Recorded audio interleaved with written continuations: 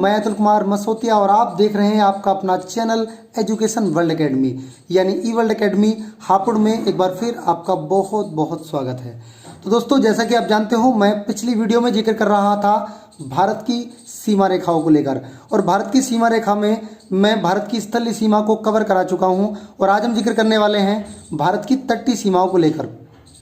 और तटीय सीमा में हम जानेंगे वो राज्य जो भारत की तटीय सीमा को बनाने का काम करते हैं। यहीं से क्वेश्चन पूछा जाता है दोस्तों कि भारत निम्न में से कौन सा राज्य ऐसा ऐसे करके एग्जामिनर क्वेश्चन दे सकता है कि निम्न में से कौन सा राज्य ऐसा है जो तटीय सीमा नहीं बनाता है। 3 ऐसे राज्य दे देगा जो तटीय सीमा बनाते हैं और एक ऐसा राज्य दे देगा जो तटीय सीमा नहीं बनाता। तो हमें ये बात जाननी बहुत ज़रूरी है कि वो कौन कौन से राज्य हैं भारत के जो तटीय सीमा बनाते हैं, अर्थात वो कौन से राज्य हैं जिनके एक ओर जल होता है और दूसरी तरफ स्थल होता है। तो बने रहिए मेरे साथ, आज की वीडियो बहुत ही इंटरेस्टिंग होने वाली है, क्योंकि इस वीडियो में हमेशा की तरह मैं बताऊंगा आपको, मैप के माध्यम से भी समझाने का काम करूंगा और उसके साथ साथ कॉन्सेप्ट और ट्रिक के माध्यम से भी आपको समझाने का काम करूंगा। और यदि ये चैनल आपको पसंद आता है, इस पर दी गई जानकारी आपको पसंद आती है, तो मेरे इस चैनल को एक बार लाइक कर दीजिएगा, लाइक का बटन दबाकर, और सब्सक्राइब कर लीजिएगा, जिससे कि नोटिफिकेशन सबसे पहले आपके पास पहुँच सके। तो आइए आज के इस टॉपिक को स्टार्ट करते हैं। जैसा कि आप देख पा रहे हैं, मैंने लिखा है भारत की तटीय सीमा व तटवर्ती राज्य, यानी भारत की तटीय सीमा की बात करूंगा और उस सीमा पर स्थित तटवर्ती राज्यों को लेकर मैं बात करने वाला हूं। देखिए, हम बात करते हैं भारत की तटीय सीमा को लेकर। भारत की तटीय सीमा को सुविधा अनुसार हमने 2 भागों में बांटा है, पश्चिमी घाट और पूर्वी घाट। अब इसको पश्चिमी घाट क्यों कहा जाता है? क्योंकि हम दिशा अनुसार इसको देख रहे हैं।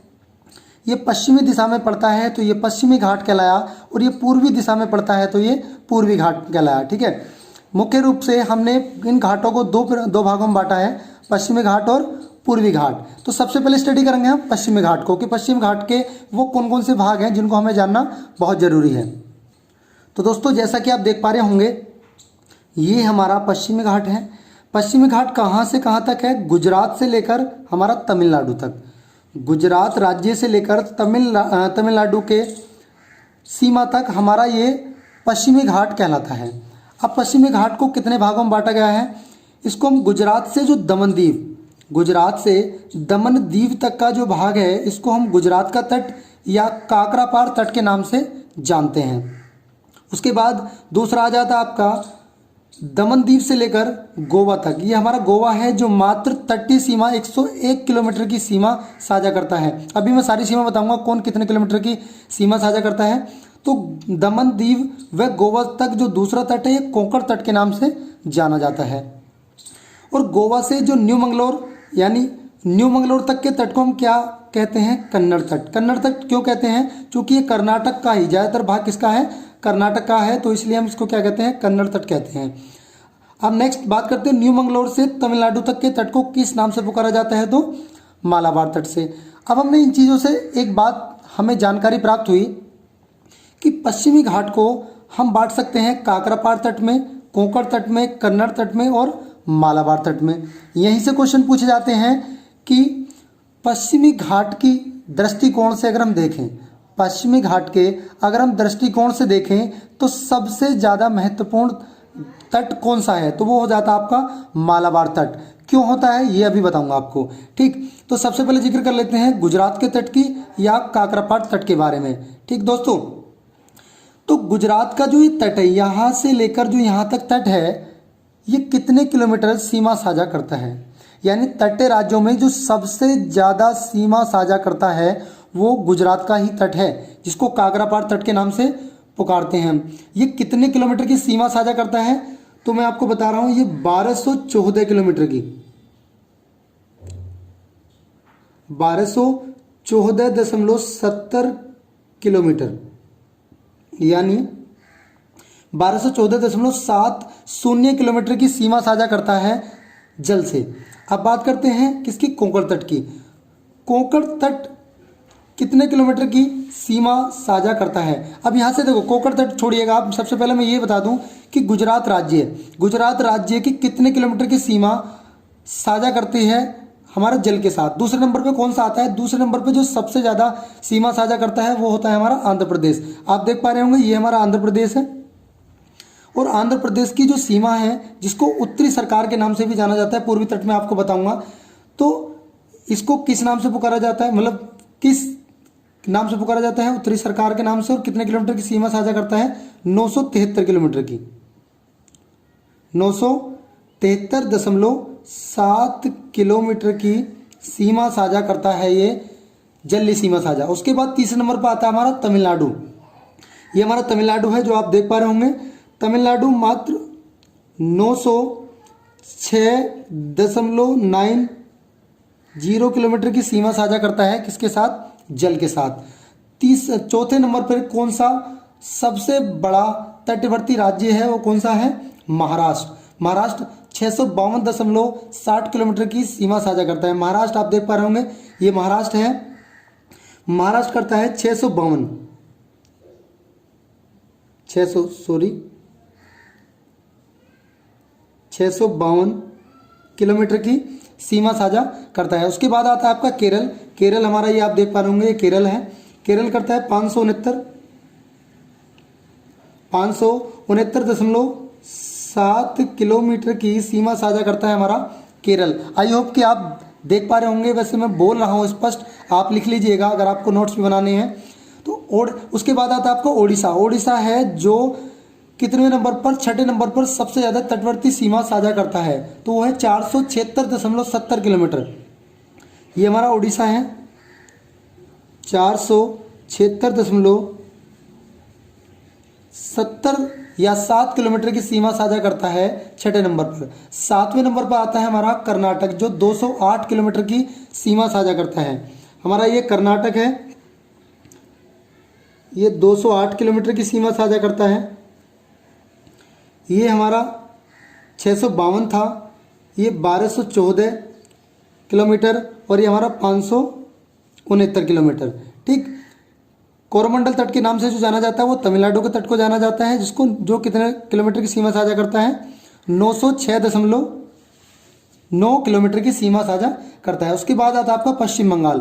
पश्चिम बंगाल, आप पश्चिम बंगाल देख पा रहे होंगे, ये पश्चिम बंगाल है। और पश्चिम बंगाल कितनी तटीय सीमा बनाता है? तो वो बनाता है 157 किलोमीटर की सीमा साझा करता है। कौन? पश्चिम बंगाल। आप देख पा रहे होंगे ये 157 किलोमीटर है। उसके बाद सबसे अंत में जो 9वां राज्य है जो सबसे कम सीमा साझा करता है वो है हमारा गोवा। ये बहुत छोटा सा राज्य जो आप देख पा रहे होंगे, ये गोवा है। और ये गोवा कितने किलोमीटर की सीमा साझा करता है? 101 किलोमीटर की, यानी 101 किलोमीटर की सीमा साझा करता है। अब दोस्तों ऐसा नहीं है कि तुमसे सारे राज्यों के बारे में पूछा जाएगा। यदि आप वनडे एग्जाम देना चाहते हैं, यानी एसएससी, सीएचएसएल, एमटीएस है और तुम्हारा सीजीएल आप देना चाह रहे हो, यानी कोई भी वनडे एग्जाम देना चाह रहे हो, तो केवल और केवल ये पूछता है कि तटवर्ती राज्यों में सबसे ज़्यादा सीमा साझा करने वाले राज्य का नाम बताइए। तो सबसे ज़्यादा सीमा साझा करता है गुजरात, और सबसे कम करता है हमारा कौन करता है? 101 किलोमीटर सीमा साझा करता है गोवा। ठीक, लेकिन अगर आप तैयारी कर रहे हैं यूपीएससी की, तो यूपीएससी में किसी भी तरीके से आपसे पूछा जा सकता है। यूपीएससी लेवल में आपसे इसका सीक्वेंस भी पूछा जा सकता है कि पश्चिम से पूर्व की ओर सीक्वेंस में लगाइए इन राज्यों को, तो मैंने इसी वजह से इनके क्रम भी लिखे हैं। ठीक है, अब दोस्तों आगे बात कर लेते हैं इनकी और क्या क्या खासियत हैं। दोस्तों और खासियत की बात करें हम तो गुजरात का जो तट है, ये जो काकरापार तट है, इसको हम गुजरात के तट के भी नाम से जानते हैं और इसको हम काकरापार तट के नाम से भी जानते हैं। ये हमारे लिए जानना या क्यों महत्वपूर्ण हो जाता है? और चूंकि 24 डिग्री जो उत्तरी अक्षांश रेखा जो यहाँ से गुजरती है, 23.5 डिग्री से ऊपर 24 डिग्री जो उत्तरी अक्षांश रेखा गुजरती है, वो कच्छ के क्षेत्र से गुजरती है। कहाँ से गुजरती है? कच्छ के क्षेत्र से गुजरती है, जो कि पाकिस्तान, इधर हमारा ये पाकिस्तान है, जो कि पाकिस्तान और भारत के मध्य एक विवाद के रूप में हमारे सामने देखने को मिलती है। तो इसलिए गुजरात का जो तट है ये हमारे लिए इसके बारे में जानना बहुत महत्वपूर्ण हो जाता है। ठीक है, जिसको हम सर्क्रिक के नाम से भी जानते हैं, जो सर्क्रिक विवाद के नाम से भारत और पाकिस्तान के बीच में विवाद हमारा है। अब दूसरी महत्वपूर्ण बात क्या आती है हमारे कोंकण तट। कोंकण तट की ऐसी कौन सी महत्वपूर्ण बातें हैं जो आपको जानना बहुत ज़रूरी है। देखिए, कोंकण तट को हम महाराष्ट्र के तट के नाम से भी जानते हैं। कोंकण तट को हम महाराष्ट्र के तट के नाम से भी जानते हैं और भारत में सर्वाधिक पेट्रोल उत्पादन के लिए भी इसको जाना जाता है। यानी कोंकण तट ही वह तट है जहाँ पर सर्वाधिक पेट्रोल उत्पादित होता है। तीसरी महत्वपूर्ण बात की अगर करें तो वो बॉम्बे हाई पेट्रोल उत्पादन क्षेत्र भी यहीं पर है। बॉम्बे हाई पेट्रोल उत्पादन क्षेत्र भी कहाँ पर है? कोंकण तट पे। आइए इसको थोड़ा लिखकर जान लेते हैं जिससे कि आपको अच्छे से पता चल पाए। तो सबसे पहले जिक्र करते हैं हम, सबसे पहले आता है आपका पश्चिम घाट की बात कर रहे हैं तो काकरापार तट। काकरापार तट, काकरापार तट की क्या क्या खासियत हैं? तो सबसे पहले मैंने क्या करा आपको काकरापार तट में, काकरापार तट को इसका उपनाम क्या है?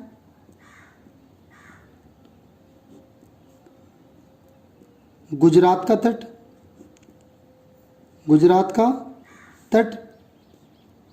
और महत्वपूर्ण बात क्या है जो उसके बारे में जानना जरूरी है? और दूसरी महत्वपूर्ण बात यह है कि यह भारत का सबसे बड़ा तट है। यह है भारत का सबसे बड़ा तट है। सबसे बड़ा तट है, कितना है भाई? 1214 किलोमीटर की सीमा साझा करता है। किससे? जल से। 1214.7 किलोमीटर की सीमा साझा करता है ये जल से। ठीक है दोस्तों, अब और क्या इसकी खास बात है? और तीसरी खास बात यह है इस काकरापार तट की कि यहाँ पर भारत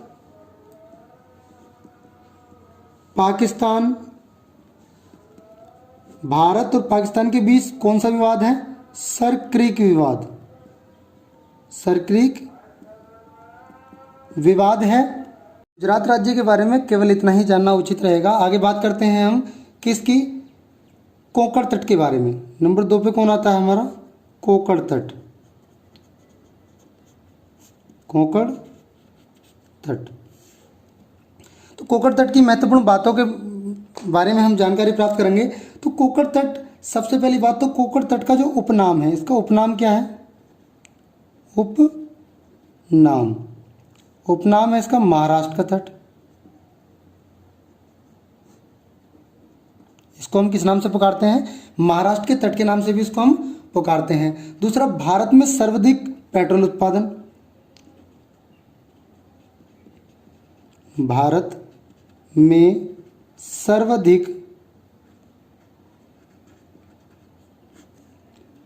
पेट्रोल उत्पादन जो होता है, पेट्रोल उत्पादन में भी इसको हम जानते हैं। तीसरी महत्वपूर्ण बात क्या है किसकी? कोंकण तट की, बॉम्बे हाई जो पेट्रोल उत्पादन क्षेत्र है वो यहीं पर है।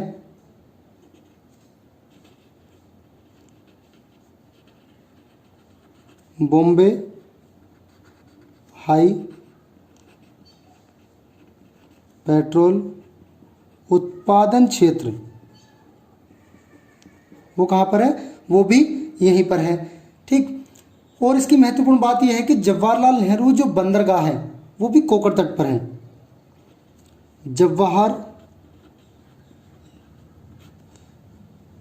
जवाहरलाल नेहरू बंदरगाह। ठीक है दोस्तों, तो कोंकण तट के बारे में हमने इतनी सारी बातें जानी कि भारत में सर्वाधिक पेट्रोल उत्पादन में कौन है? कोंकण तट है।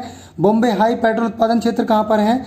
कोंकण तट पर है। और जवाहरलाल नेहरू बंदरगाह कहाँ पर है? कोंकण तट पर है। ठीक है। एक और महत्वपूर्ण बात आप जानना चाहो तो इसके लिए जरूरी है कि लौह व्यापार उद्योग में सर्वाधिक है। लौह व्यापार उद्योग में भी क्या है? सर्वाधिक है। ठीक है दोस्तों, आगे जिक्र करते हैं हम किसका? नेक्स्ट आता है हमारा गोवा से न्यू मंगलोर तक का जो तट है, कन्नड़ तट। तीसरे नंबर पे आता है कन्नड़ तट। अब जानेंगे हम कन्नड़ तट के बारे में। ठीक है दोस्तों, तो कन्नड़ तट में हमें सबसे पहली बात जो महत्वपूर्ण जाननी है वो ये है कि यह लौह उद्योग में सर्वाधिक है। देखो ऊपर वाला जो था वो लौह व्यापार में सर्वाधिक था, यह लौह इस्पात में सर्वाधिक है और यह खूबसूरत पर्यटक स्थल है। इसकी जो महत्वपूर्ण बात है यह है एक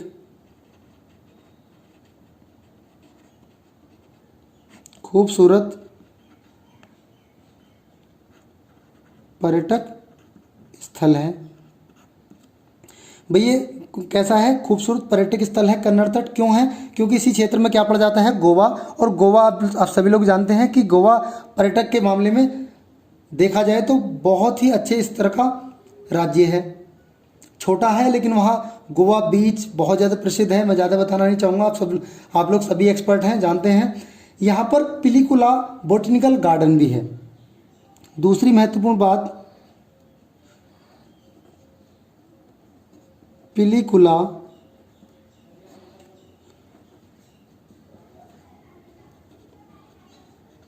बोटेनिकल गार्डन, ये भी कहाँ है दोस्तों? पिलिकुला बोटेनिकल गार्डन कहाँ पर है? ये भी आपका गोवा से जो न्यू मंगलोर तक का जो तट है, ये वाला कन्नड़ तट है, ये यहीं तक है। आगे हम बात कर रहे हैं इसमें न्यू मंगलोर तट से जो तमिलनाडु तक का तट रहेगा वो मालाबार तट, ये हमारे लिए बहुत ही ज़्यादा महत्वपूर्ण है। अब अगर मालाबार तट की हम बात करें तो मालाबार तट की बहुत सारी खासियतें हैं जिनके बारे में हमें जानना बहुत ही ज़रूरी है। सबसे पहली बात तो मैं बता दूं कि भारत में आने वाला दक्षिणी पश्चिमी मानसून वो यहीं से आता है, यानी सबसे पहले जो बारिश होती है, जो सबसे पहला मानसून आता है वो मालाबार तट पर आता है। और ठीक है, दूसरी यहाँ स्टेप बाय स्टेप इसकी हम खासियत के बारे में बात करते चलेंगे। यहाँ पर सर्वाधिक जो मिट्टी पाई जाती है वो लेटराइट मिट्टी पाई जाती है। यहाँ पर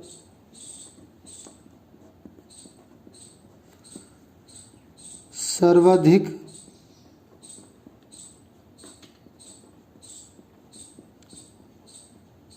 लेटराइट मिट्टी पाई जाती है, पाई जाती है।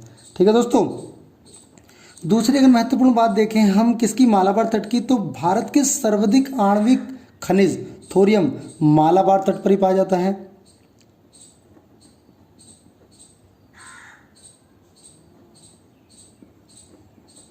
आणविक खनिज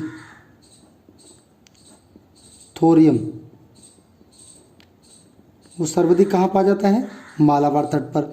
नंबर 3 की अगर बात करें तो भारत में आने वाला ग्रीष्मकालीन मानसून जो होता है वो सबसे पहले कहाँ पर आता है? यहीं आता है। ग्रीष्मकालीन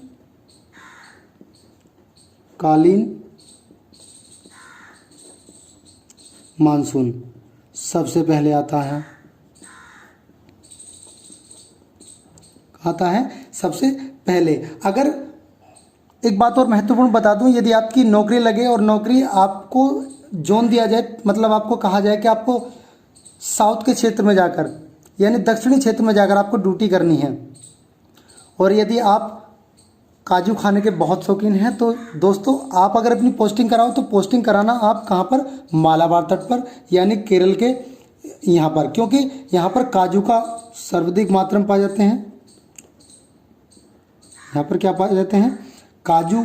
यहाँ आप देखने को मिलेंगे काजू सबसे अच्छी मात्रा में पाए जाते हैं। नारियल यहाँ आपको पीने को मिलेगा। ठीक दोस्तों, सुपारी यहाँ पर बड़ी अच्छी मात्रा में मिलती है। काली मिर्च बहुत उच्च क्वालिटी की मिलती है और अच्छी मात्रा में मिलती है। इन्हीं काली मिर्च के कारण ही वास्को डी गामा जब 1498 ईस्वी में भारत में प्रवेश किया था कालीकट राज्य से, तो यहीं से वो काली मिर्च ले गया था इंडोनेशिया की, और भारत की काली मिर्च ले जाकर जो उसने अपने यहाँ पर बेची थी और कई गुना ज़्यादा यहाँ से फ़ायदा उठाया था जितना वो खर्च करके भारत में आया था। इसके साथ साथ यहाँ पर रबड़ और चाय भी अधिक मात्रा में मिलती हैं। ठीक है दोस्तों, तो बहुत सारी चीज़ें हैं जो आपको मालाबार तट के बारे में जाननी बहुत ज़रूरी है। ठीक है, आगे अगर हम बात करें मालाबार तट के संबंध में, तो मालाबार तट पे जो सबसे मशहूर प्लाईवुड फैक्ट्री है वो भी यहीं पर पड़ती है। और एक और जो आपको थोड़ा सा अजीब भी लगेगा, लेकिन आपको जानना बहुत ज़रूरी है, मुत्थप्पन भगवान। मुत्थप्पन भगवान का मंदिर है यहाँ पर। अब मैं इसको क्यों बना रहा हूँ, मुत्थप्पन भगवान के मंदिर को क्यों बता रहा हूँ भाई, ये मुत्थप्पन भगवान को कहा जाता है, इनको क्या कहा जाता है, शिकारियों का देवता।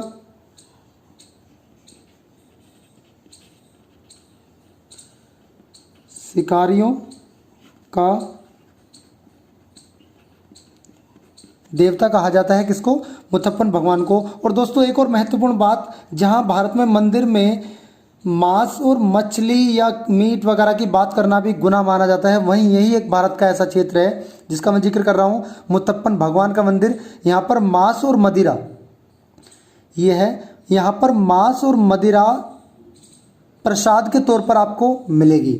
यानी यहाँ पर मांस और मदिरा बढ़ती है, कौन सा, मुत्थप्पन भगवान का मंदिर, शिकारियों का देवता के नाम से इसको जाना जाता है। ठीक है, यहीं पर 21 मई 1498 ईस्वी को वास्को डी गामा आया था और जिसके 400 साल पूरे होने पर यह बहुत प्रसिद्ध हो गया है ये तट, और विश्व में इसकी बहुत अच्छी पहचान बन गई है। अब दोस्तों बात करते हैं हमारी पूर्वी तट की।